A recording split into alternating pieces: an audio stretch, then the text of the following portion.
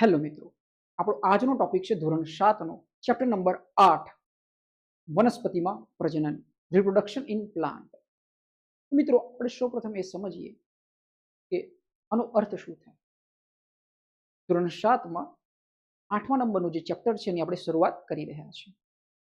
તો બહુ સરળ છે, બસ તમે એ જે શબ્દો છે એને એનાલાઇસિસ કરીને એને તોડીને એમાંથી અર્થ નીકાળજો અને એને સમજજો. તમારે ક્યારેય રટવું નહીં પડે, તમને વનસ્પતિના ચેપ્ટર બહુ જ ઇઝી લાગશે.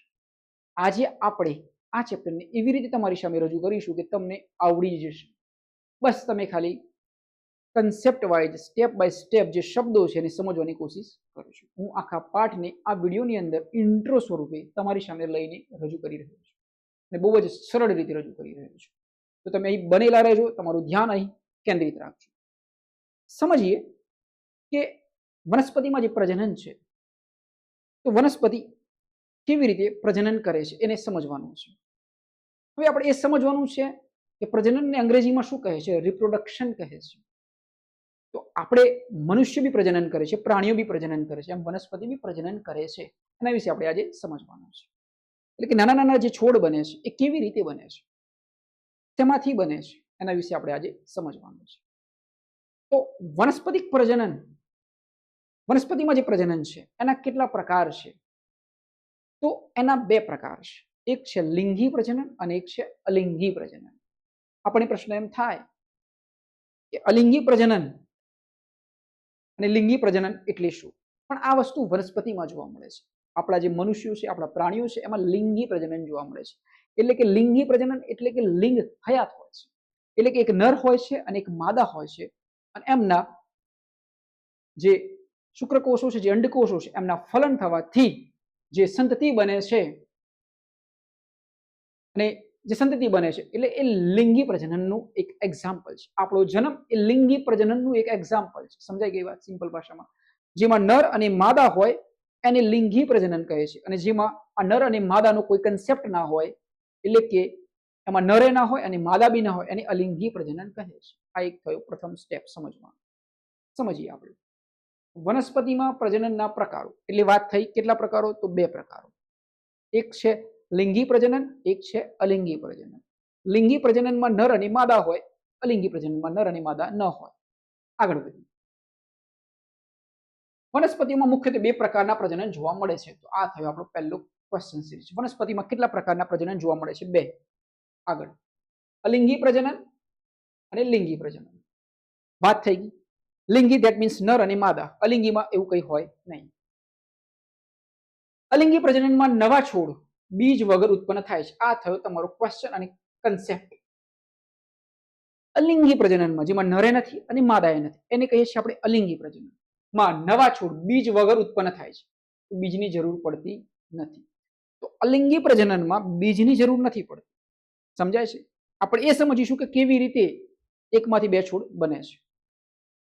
જ્યારે લિંગી પ્રજનનમાં બીજની ભૂમિકા મહત્વની હોય છે. આ થયો એક ક્વેશ્ચન સિરીઝ, એક તફાવત લિંગી પ્રજનન અને અલિંગી પ્રજનન વચ્ચેનું. સમજાય છે વસ્તુ? તો યાદ રાખવાનું, વનસ્પતિની અંદર બે ટાઈપના પ્રજનન થાય છે. એક છે અલિંગી અને એક છે લિંગી પ્રજનન. અલિંગી પ્રજનનમાં નર અને માદા હોતા નથી, રાઈટ? તો એનું જે પ્રજનન છે, એની જે આગળ જે નાના નાના છોડ બનતા જાય છે અલિંગી પ્રજનનની અંદર, એમાં બીજની જરૂર નથી પડતી. લિંગી પ્રજનનની અંદર બીજની જરૂર પડે છે. આપણે આગળ સમજીશું કે બીજ કેવી રીતે બીજા છોડને ઉત્પન્ન કરે છે. ઓકે, તો બીજની જરૂર નથી અલિંગી પ્રજનનમાં. આ પ્રક્રિયા વનસ્પતિના અસ્તિત્વ માટે ખૂબ આવશ્યક છે. હવે સમજીએ ક્વેશ્ચન સિરીઝ. વનસ્પતિમાં બીજ વગર નવા છોડ ઉત્પન્ન થવાની પ્રક્રિયા શું કહે છે? બીજ વગર. આપણે શું કીધું? અલિંગી. કન્સેપ્ટ અને ઓપ્શન જોઈ લો. અલિંગી પ્રજનનમાં બીજની જરૂર પડતી નથી. નીચેનામાંથી કયું પ્રજનન બીજ પર આધારિત છે? તો યાદ રાખો, લિંગી પ્રજનન. આ થયો પહેલો પ્રશ્ન અને પહેલો કન્સેપ્ટ, અલિંગી અને લિંગી પ્રજનન. હવે આપણે વધીએ આગળ. ઓકે, સમજાય છે ને વસ્તુ? આપણે આગળ વધીએ. ધીરે ધીરે સમજજો, બધું જ સમજાઈ જશે. હવે સમજીએ વાનસ્પતિક પ્રજનન. ઓકે, એની અંદર વાનસ્પતિક પ્રજનન એ અલિંગી પ્રજનનનો એક પ્રકાર છે. હવે આપણે સમજાતા લિંગી અને અલિંગી પ્રજનન. તો જે આ વાનસ્પતિક પ્રજનન છે એ અલિંગી પ્રજનનનો પ્રકાર છે, રાઈટ?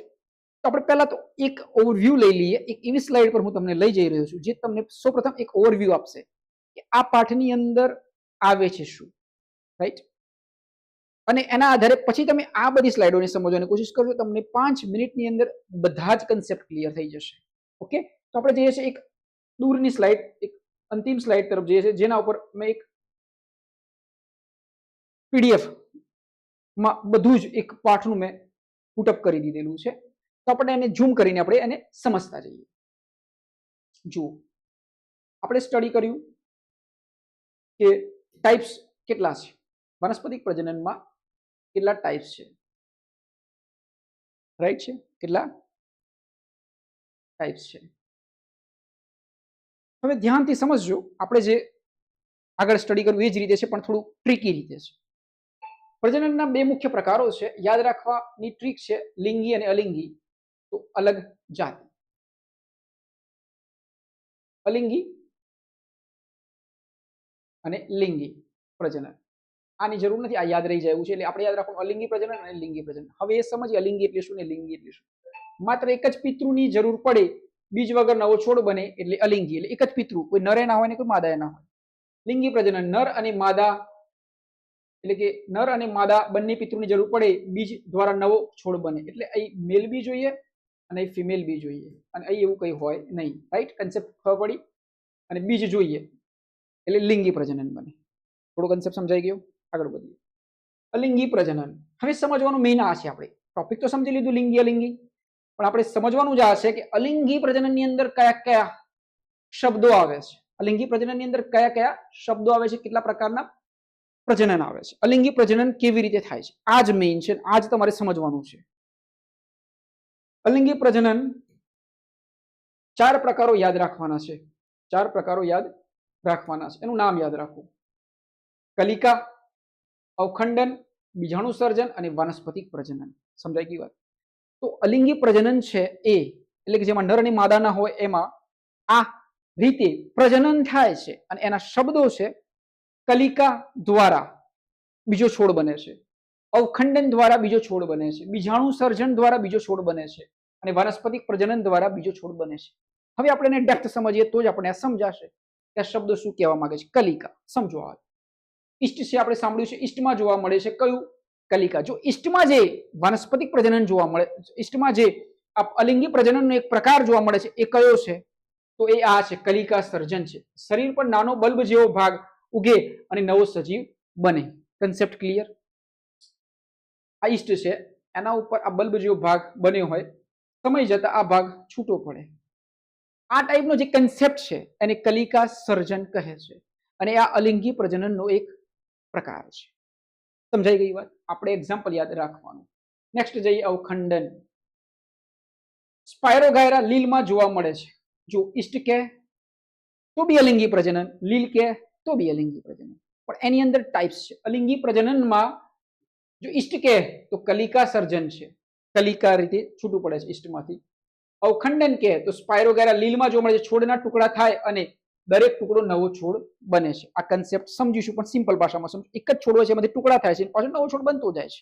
અલિંગી પ્રજનનમાં આવા જ કન્સેપ્ટ, નર અને માદા તો હોય ના, એકમાંથી જ બે બને. જેમ કે અમીબા, અમીબા છે તો અમીબામાં આપણે એવું સ્ટડી કર્યું છે, અમીબાનો કોઈ આકાર ના હોય, પણ અમીબા છે, બરોબર? તો અમીબા આમાંથી જ આ એક છે, બરોબર? આમાંથી જ બીજું બને, રાઈટ? નરે નથી, માદાએ નથી, એક કોષીય જીવો છે. એક કોષીય જીવો આ રીતે જ બને છે. આપણે મલ્ટીસેલ્યુલર છે, આપણે એક કરતા વધારે કોષો છે. તો યાદ રાખો, અલિંગી, લિંગી. અલિંગીમાં કલિકા સર્જન સમજ્યા, એટલે એમાં ઈષ્ટ લખવાનું, આ રીતે ઈષ્ટ અલગ પડે છે. અવખંડન, એમાં બી એક છોડ હોય, એમાંથી ટુકડો અલગ થાય, એમાંથી પાછો ટુકડો બનતો જાય. અવખંડન, એનું ઉદાહરણ છે સ્પાયરોગાયરા, જેને આપણે લીલ કહીએ છીએ.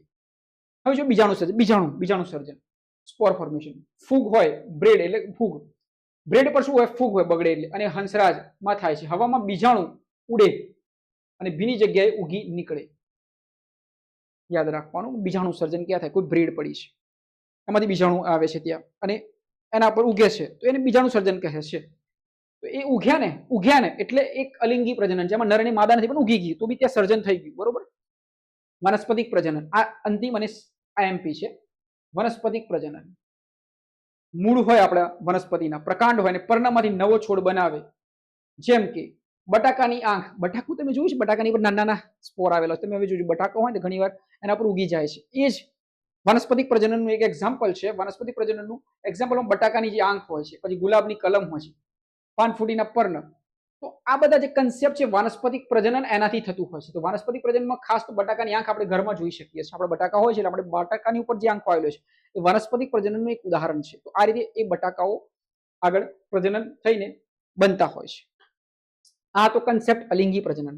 તમને પૂછાય વનસ્પતિમાં રિપ્રોડક્શનના કેટલા પ્રકાર? બે, અલિંગી અને લિંગી. અલિંગીના કેટલા પ્રકાર? તો 4. કલિકા સર્જન, અવખંડન. કલિકામાં ઈષ્ટ યાદ રાખો, અવખંડનમાં લીલ યાદ રાખો. પછી છે બીજાણુ સર્જન. બીજાણુ સર્જન ઓકે, ઉડીને જાય, બ્રેડ ઉપર જાય અને બની જાય, બીજાણુ સર્જન. તો એની અંદર બ્રેડ અને હંસરાજ યાદ રાખો. વનસ્પતિક પ્રજનનમાં યાદ રાખો બટાકો. બટાકાની ઉપર જે આંખો આવે છે એ વનસ્પતિક પ્રજનનનું ઉદાહરણ છે. સમજવાની કોશિશ કરો કે મૂળ હોય, પ્રકાંડ હોય કે પર્ણમાંથી નવો છોડ બને. મૂળમાંથી એટલે નીચે મૂળમાંથી, વનસ્પતિના પ્રકાંડમાંથી અને પર્ણમાંથી જો કોઈ છોડ બને છે તો આ બધા જ અલિંગી પ્રજનનના ઉદાહરણ છે. પણ એને શું કહે છે? વાનસ્પતિક પ્રજનન કહે છે. એકદમ ઈઝી છે, સમજાઈ ગયું. હવે તો લિંગી તો સરળ છે, રાઈટ? હવે આપણે સમજીએ લિંગી પ્રજનન. આ તો આપણે ઓવરવ્યૂ ચાલે છે અત્યારે, હજુ આપણે એ સ્લાઇડને ડિટેલમાં સ્ટડી કરી શકીએ છીએ. પણ આ એક સમજણ કેળવાઈ જાય તો તમે જ્યાં સુધી સ્ટડી કરશો ત્યાં સુધી તમારે આ બાબતોને જોવી નહીં પડે. તમે 11માં 12માં જ્યારે બી જશો ત્યારે તમારે જ્યારે વનસ્પતિ વિશે સમજવાનું આવશે ત્યારે બહુ જ કામ લાગશે, રટવું જ નહીં પડે. તમે કન્સેપ્ટ ક્લિયર હશે. અલિંગી કોને કહે છે, લિંગી કોને કહે છે? અલિંગીના 4 ટાઈપ્સ કયા છે? કલિકા સર્જન, અવખંડન, બીજાણુ સર્જન અને વનસ્પતિક પ્રજનન. આ બધા જ પ્રકારો છે અલિંગીના. હવે લિંગી સમજીએ.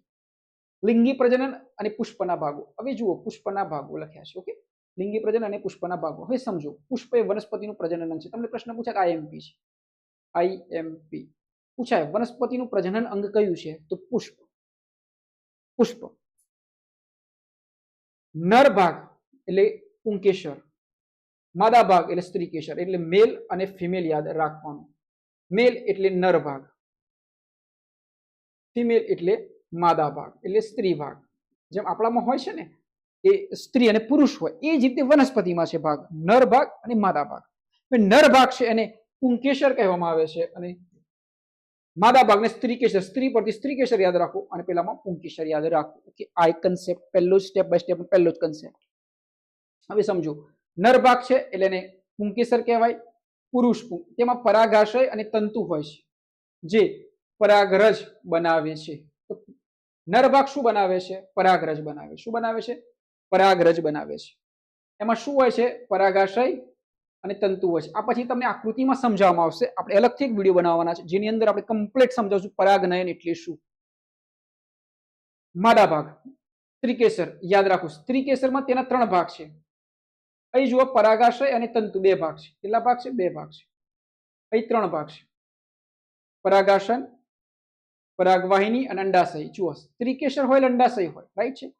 પુંકેસરમાં અંડાશય ના હોય. આ તો યાદ જ ના. સ્ત્રીકેસરમાં અંડકોષો કોના હોય? સ્ત્રીમાં જ હોય ને, રાઈટ છે? તો યાદ રાખવાનું, જેમ સ્ત્રીઓની અંદર અંડકોષો હોય છે એ જ રીતે સ્ત્રીકેસરની અંદર અંડાશય હોય છે. એક તો યાદ રહી ગયું.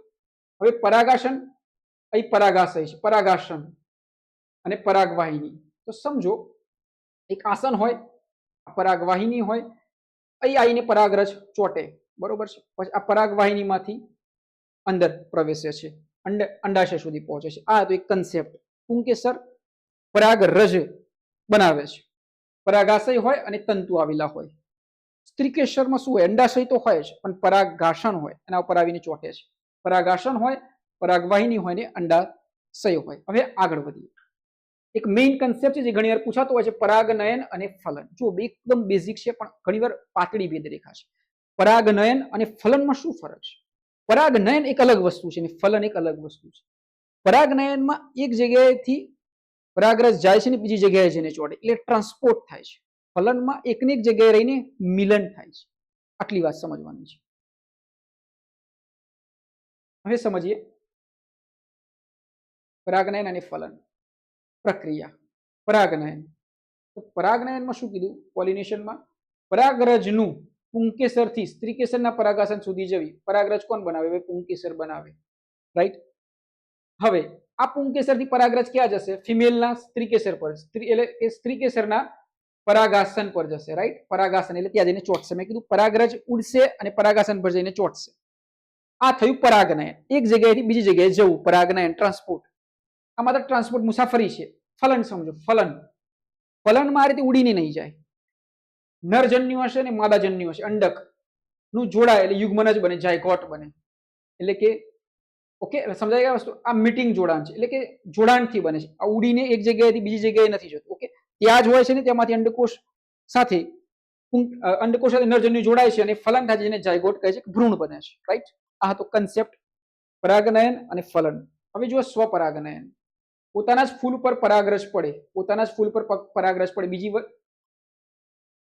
આ ફૂલ છે, આ એક વનસ્પતિ પર બે ફૂલ છે, તો આ પોતાના જ ફૂલ ઉપર પરાગરજ પડે તેને સ્વપરાગનયન કહે છે. પરપરાગનયન ક્રોસ પોલિન, પવન કે કીટકો દ્વારા બીજા ફૂલ પર પરાગરજ જાય, પવન કે કીટકો દ્વારા જાય પરાગરજ ઉડીને બીજા ફૂલ પર, તો એને પરપરાગનયન કહે છે. આ તો કન્સેપ્ટ સમજવાનો જે બહુ ઇન્ટરેસ્ટિંગ છે, પરાગનયન અને ફલન. ફળ અને બીજનું નિર્માણ, આ લાસ્ટ પોર્શન છે કે અંડાશય જે હોય છે, અંડાશય, તો અંડાશયની આગળ જઈને ફળ બને છે, અંડક આગળ જઈને બીજ બને છે. આ તમને સમજાવશું ડેપ્થની અંદર. અંડાશય એટલે કે ઓવરી આગળ જઈને ફળ બને છે, એટલે જન્મ આપે છે. રાઈટ? બીજું ફળ બની જાય છે અંડાશય. રાઈટ? અને અંડક હોય છે જે ઓવલ્યુ કહેવાય, આગળ જઈને બીજ બનાવે છે. અને બીજમાંથી શું બને છે? આખી પ્રોસેસ થાય છે, ફળ સુધીની એક પ્રોસેસ હોય છે. ઓવલ્યુ એક બીજ બનાવે છે, અંડાશય તમને ફળ બનાવે છે. તો આ તો કન્સેપ્ટ સમજવા લાયક કે આખા ચેપ્ટરની અંદર છે શું ભાઈ. આ જે રામાયણ છે, આપણે જે સમજી રહ્યા છે, આ બધું છે શું? એટલે કન્સેપ્ટ કે હું એ કહેવા માંગુ છું કે આની અંદર છે શું. આટલી બધી વાત કરીએ છે શું? આટલું જ છે. વનસ્પતિક પ્રજનનના પ્રકારો છે, પ્રજનન કોને કહે છે, અલિંગી પ્રજનન છે, લિંગી પ્રજનન છે. અલિંગી પ્રજનન સમજાવ્યું. આ અલિંગી પ્રજનનમાં 4 ટાઈપ્સ યાદ રાખવાના છે. એની અંદર કલિકા સર્જન છે, અવખંડન છે. બે યાદ રહી, કલિકા ઈસ્ટ સાથે જોડાયેલું, ઈસ્ટમાં જોવા મળે છે. અવખંડન લીલ સ્પાયરોગાયરા સાથે જોવા મળે છે. બીજાણુ સર્જન અને વનસ્પતિક પ્રજનન. બીજાણુ સર્જન એટલે એક જગ્યાએથી ઉડીને જ્યારે બ્રેડ પર જાય ત્યાં સર્જન થાય, બીજાણુ સર્જન. અને વનસ્પતિક પ્રજનનમાં બટાકાનું યાદ રાખવાનું, બટાકા પરની આંખો યાદ રાખવાનું. એમાં મૂળ પ્રકાંડ અને પર્ણ દ્વારા વનસ્પતિક પ્રજનન થાય છે. આ કન્સેપ્ટ છે. લિંગી પ્રજનનમાં નર અને માદા હોય. નર ભાગમાં પુંકેસર હોય, માદા ભાગમાં સ્ત્રીકેસર હોય. આટલું યાદ રાખવાનું. માદા ભાગમાં 3 છે. એની અંદર પરાગાસન છે, પરાગવાહિની છે અને અંડાશય છે. જ્યારે પેલામાં પુંકેસરની અંદર પરાગાશય અને તંતુ છે. હવે કન્સેપ્ટ છે પરાગનયન અને ફલન. પરાગનયન એટલે એક જગ્યાએથી બીજી જગ્યાએ જવું, પરાગરજનું એક જગ્યાએથી બીજી જગ્યાએ જવું, ટ્રાન્સપોર્ટ. પરાગરજનું પુંકેસરથી ક્યાં જાય? સ્ત્રીકેસરના પરાગાસન પર. કન્સેપ્ટ આ પરાગનયન. ફલનમાં કેવું એવું ના હોય, એ નર અને માદા જોડાતા હોય છે. નરજન્યુ અને માદાજન્યુ નું જોડાવું એ યુગ્મન જ બનાવે છે, એટલે કે મીટિંગ થાય છે. સ્વપરાગનયન એટલે પોતાના જ ફૂલ પર પરાગરજનું પડવું અને પરપરાગ એટલે બીજાના ફૂલ પર પડવું, બીજા ફૂલ પર પડવું. ફળ અને બીજનું નિર્માણ કેવી રીતે? ફળ ક્યારે બને અને બીજ ક્યારે બને? તો ઓવલ્યુ હોય તો બીજ બને. અને ફળ ક્યારે બને? જ્યારે અંડાશય આગળ જઈને ફળ બને છે. અંડાશય આગળ જઈને ફળ બને છે. જ્યારે બીજ નાનું હોય, ફળ મોટું હોય, એક પ્રોસેસથી ગુજરતું હોય. બીજમાંથી છોડ બને, છોડમાંથી ફળ બને. ઓકે, તો જ્યારે બીજની વાત કરીએ ત્યારે અંડક જ યાદ રાખવાનું, અને જ્યારે ફળની વાત કરીએ ત્યારે અંડાશય યાદ રાખવાનું. અંડક એટલે નાનું, નાનું એટલે બીજ યાદ રાખો. અંડક એટલે નાનું, નાનું એટલે બીજ. બીજ ક્યારે શેમાંથી બનશે? અંડકમાંથી. અને અંડાશયમાંથી ફળ બનશે. તો આ હતો વાનસ્પતિક પ્રજનનનું એક ઇન્ટ્રોડક્શન કન્સેપ્ટ. ઓકે, તો આપણે સમજ્યા વાનસ્પતિક પ્રજનન કેવી રીતે થાય છે. રાઈટ? અહીંયા જે વાનસ્પતિક પ્રજનન આ છે અલિંગી પ્રજનનનો એક પ્રકાર. વનસ્પતિક પ્રજનન અલિંગી પ્રજનનનો એક પ્રકાર છે, જેમાં વનસ્પતિના મૂળ, પ્રકાંડ, પર્ણ દ્વારા થાય છે. આપણે સ્ટડી કર્યું હતું લાસ્ટમાં. અલિંગી પ્રજનનમાં છેલ્લો ટોપિક હતો વાનસ્પતિક પ્રજનન, જે આપણે બટાકાનું એક્ઝામ્પલ યાદ રાખીએ છીએ. એની અંદર યાદ રાખવાનું, જેમાં વનસ્પતિના મૂળ, પ્રકાંડ અને પર્ણ જેવા ભાગોમાંથી નવો છોડ બને છે. બટાકા, આદુ, ગુલાબમાં આ પ્રકારનું પ્રજનન સામાન્ય રીતે જોવા મળે છે. બટાકાના કયા ભાગમાં નવો છોડ ઉગે છે? મૂળ, પર્ણ, આંખમાંથી. ગુલાબના છોડને ઉગાડવા માટે સામાન્ય રીતે કયા ભાગનો ઉપયોગ થાય છે? મૂળ, પ્રકાંડ, બીજ કે ફળ? રાઈટ? પ્રકાંડ, બીજ કે મૂળ. ઓકે, તો આ તો કન્સેપ્ટ એક એક્ઝામ્પલ. કલિકા સર્જન, અવખંડન. ઈસ્ટ જેવા આપણે યાદ કર્યું હતું કે અલિંગી પ્રજનનના પ્રકારો હતા, એમાં પહેલું જ હતું ઈસ્ટનું એક્ઝામ્પલ, એનું ઉદાહરણ હતું કલિકા સર્જન. પછી બીજું ઉદાહરણ અવખંડન, એમાં લીલ આવે એક્ઝામ્પલ. અહીં છે કલિકા સર્જન, તો કલિકા સર્જન આપણે સ્ટડી કર્યું હતું. અને અવખંડન, તો કલિકા સર્જન આવે એટલે ઈસ્ટ લખવાનું, કલિકા. અવખંડન આવે એટલે લીલ લખવાનું, સ્પાયરોગાયરા. ઈસ્ટ જેવા સૂક્ષ્મ જીવોમાં કલિકા સર્જન દ્વારા પ્રજનન થાય છે, જેમાં શરીર પરથી એક નાની કલિકા છૂટી પડીને નવા સજીવમાં વિકાસ પામે છે. બીજી આ અવખંડન, તો લીલી જેવા સજીવમાં અવખંડન જોવા મળે છે જ્યાં તેમનું શરીર કે 2 થી વધુ ટુકડામાં વહેંચાય અને આગળનો ટુકડો નવું સજીવ બનાવે છે. આ બંને અલિંગી પ્રજનનની સરળ પદ્ધતિઓ છે. તો યાદ રાખવાનું, કલિકા સર્જન તો અલિંગી પ્રજનન, એમાં કલિકા સ્વરૂપે છૂટું પડે આ રીતે, સમય જતા અલગ પડે આ રીતે. અવખંડનમાં લીલ યાદ રાખો. ઈસ્ટમાં પ્રજનન કઈ રીતે થાય છે? અવખંડન તો કલિકા સર્જન ભાઈ. લીલમાં કયા પ્રકારનું પ્રજનન જોવા મળે છે? તો સિમ્પલ અવખંડન. તો આવડી ગયું. આ તો કન્સેપ્ટ કલિકા સર્જન, અવખંડન. હવે આગળ વધીએ. જો તમે ધ્યાનથી જોજો, સમજાવવાનો પૂરો પ્રયત્ન કરો સરળ ભાષામાં. આનાથી વધારે સરળ તો કદાચ એ હોઈ શકે કે કદાચ હજુ બી આપણે એની અંદર આપણે પોસ્ટર દ્વારા, થોડા એક્ઝામ્પલ દ્વારા આપણે સમજાવી શકીએ, પણ બની શકેલું શબ્દોની રીતે તો મેં સરળ ભાષામાં તમારી સામે રજૂ કરેલું છે સ્લાઇડ બાય સ્લાઇડ. પુષ્પમાં લિંગી પ્રજનન. વાત આવી લિંગી એટલે મેલ અને ફિમેલ, પુંકેસર અને સ્ત્રીકેસરની વાત.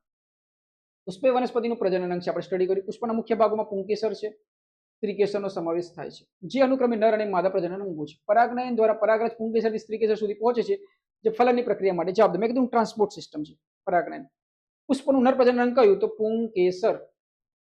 પરાગરજનું પુંકેસર સ્ત્રીકેસરના પર સ્થાનાંતર થવાની પ્રક્રિયા શું કહે છે? શું કીધું? ટ્રાન્સપોર્ટ, પરાગનયન. Concept clear? બહુ સરળ છે, જો આવડે ને તો બહુ સરળ છે, ખરેખર સરળ છે. તમે ઇમેજિનેશન કરી શકો છો, આવું હોય આવું હોય, ઇટ્સ ઓકે. લિંગી અલિંગી છે, પુંકેસરનું જેવું સ્ત્રીકેસર પર, અને બધું પરાગનયન થવું. બીજ વિકિરણ એટલે વનસ્પતિના બીજનું તેના મૂળ છોડથી દૂર ફેલાવાની પ્રક્રિયા. આ પ્રક્રિયા પવન પાણી સાથે જોડાયેલી હોય છે. ઓકે, તો આપણે આજે જે સ્ટડી કરી રહ્યા છે એ છે અંતિમ બીજ વિકિરણ. આ પ્રક્રિયા પવન, પાણી અને પ્રાણીઓ દ્વારા થાય છે. બીજ ઉડીને ક્યાં આવે? તો પવન દ્વારા આવે, પાણી દ્વારા આવે, પાણીમાં આવે તો પ્રાણીઓ દ્વારા આવે છે. એક જ જગ્યાએ વધુ ભીડ ન થાય, એ બીજને પૂરતો પ્રકાશ તથા પોષણ મળી રહે તે વનસ્પતિના નવા વિસ્તારમાં ફેલાવા માટે ખૂબ જ મહત્વનું છે. બીજ વિકિરણ માટે કયા પરિબળો જવાબદાર છે? તો પવન છે, પાણી છે ને પ્રાણીઓ. એટલે સમજો, પવનથી ઉડીને બીજ આવે, પાણીમાં તણાઈને આવે, ને પછી એની આગળ આપણે બધું ત્યાં કોઈક નાના નાના છોડ ઉગે તો એ રીતે આવી શકે છે. પ્રાણીઓ દ્વારા આવી શકે છે, એટલે કે પ્રાણી ઉડે એના પગમાં ચોટી આવે, એ રીતે કન્સેપ્ચ્યુઅલ છે. બીજ વિકિરણનો મુખ્ય ફાયદો શું છે? કે સ્પર્ધામાં ઘટાડો, નવા વિસ્તારમાં ફેલાવો, પાણીની જરૂરિયાત વધે છે, સૂર્યપ્રકાશ ઓછો મળે છે, બીજ જલ્દી ઉગે છે. તો જો બીજ વિકિરણ માટે કયા પરિબળો જવાબદાર છે? એની અંદર બીજ વિકિરણ વનસ્પતિના બીજનું તેના મૂળ છોડથી દૂર ફેલાવાની પ્રક્રિયા છે. આ પ્રક્રિયા પવન, પાણીના દ્વારા થાય, જેથી એક જ જગ્યાથી વધુ ભીડ ન થાય અને બીજને પૂરતો પ્રકાશ તથા પોષણ મળી રહે. આની અંદર ઓપ્શન છે સૂર્યપ્રકાશ ઓછો મળે, ના. વધારે પાણી જરૂર, ના. બીજ જલ્દી ઉગે છે, તો નવો વિસ્તાર અને ફેલાવો. સ્પર્ધામાં ઘટાડો, નવો વિસ્તાર અને ફેલાવો. બીજ વિકિરણ. આ તો અંતિમ સ્લાઇડ. તો આખા ટોપિકની અંદર આપણે સમજ્યા વનસ્પતિક પ્રજનનના 2 લિંગી અને અલિંગી પ્રજનન. તમે આશા રાખીએ છીએ અહીંથી અમે તમને જે ડિલિવર્ડ કરી રહ્યા છે તમારી સુધી પહોંચી રહ્યું છે. વિદ્યાર્થી મિત્રો, તમે વારે ઘડી એની રિપીટ કરજો, કન્સેપ્ટને સમજવાની કોશિશ કરજો, અને પછી તમે એના ક્વેશ્ચન સિરીઝને સોલ્વ આઉટ કરજો. ફરી મળીશું એક નવા જ ટોપિક સાથે. ત્યાં સુધી તમે અમારી ચેનલ સમજાવટને લાઈક કરો, સબસ્ક્રાઇબ કરો, અને તમે તમારી જાતમાં ડૂબેલા રહો, પોતાની જાતને પ્રેમ કરો, અને પોતાના મકસદ માટે વધારે ને વધારે પ્રયત્ન કરતા રહો. એક એવરેજ સ્ટુડન્ટથી થોડા ઉપર જવા માટે થોડું ડેપ્થ વાંચવાનું શરૂ કરી દેજો, કારણ કે આજનો જમાનો કોમ્પિટિશનનો જમાનો છે. અહીં શબ્દોથી નહીં ચાલે, અહીં તમારે એને શબ્દોને સમજવા પડશે. આપણી જોડે બહુ વારે ઘડી વાંચવાનો સમય નથી હોતો. ઓકે, તો જેટલું બી વાંચો, વ્યવસ્થિત વાંચો, પર્ટિક્યુલર વાંચો, અને આપણા મગજની અંદર વ્યવસ્થિત રીતે ફિટ કરો. તો જ્યારે બી ક્વેશ્ચન સિરીઝ આવશે તો એને વ્યવસ્થિત રીતે આપણું મગજ છે આઉટપુટ આપશે. રાઈટ છે? તો અમારો હેતુ એ રહેલો છે કે તમે થોડું ડેપ્થ વાંચો ને થોડું વધારે વાંચો, પણ તમે એના આધારે તમે કેટલીક સ્પર્ધામાંથી બહુ જ આગળ નીકળી જશો. ઓકે, તો બસ અમારી ચેનલ સમજાવટને લાઈક કરો, સબસ્ક્રાઇબ કરો, અને અમારી સાથે બનેલા રહો.